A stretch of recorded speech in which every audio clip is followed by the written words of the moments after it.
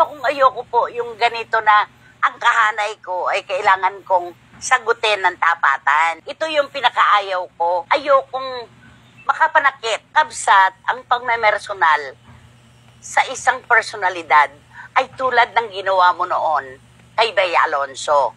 Ano ang madalas mong sulatin? I-post at sabihin sa ere.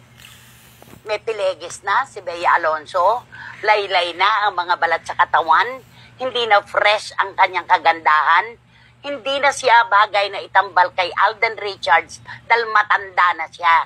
Ganun ang personal na paninira sa personalidad. Never pong ginawa yan.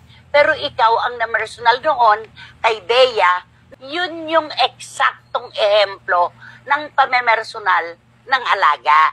Yun yon.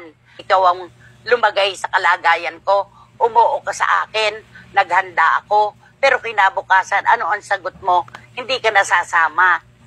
Kumbaga naipit ako sa gitna ng laban at iniwan niyo ako ni Mr. Fu sa gitna ng laban. Idinadalangin ko na lamang, sana, huwag ka nang nagpapaka-stress. Alisin mo yan. Noong madalas mo sabihin, gas-gas na ang linya ko. Walang personalan doon. Opinyon ko yon. At opinyon din ng ating mga kababayan. Hindi mo po pwedeng sabihin na pamemersonal yon. Ang layo-layo nun sa ginawa mo nun kay Bea Alonzo na hindi naman totoo. Yun ang akin. Ayoko yung ganito. Ilang beses na tayong nagkaroon na argumento. Ako ba'y matuturuan? Ako ba'y po pwedeng isway sa isang bagay na hindi ko gusto at hindi ko pinaniniwalaan?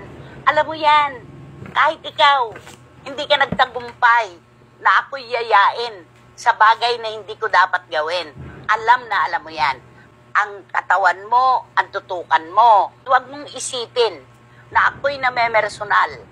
Hindi ko naging puhunan sa aking matagal ng panulat ang pamemersonal.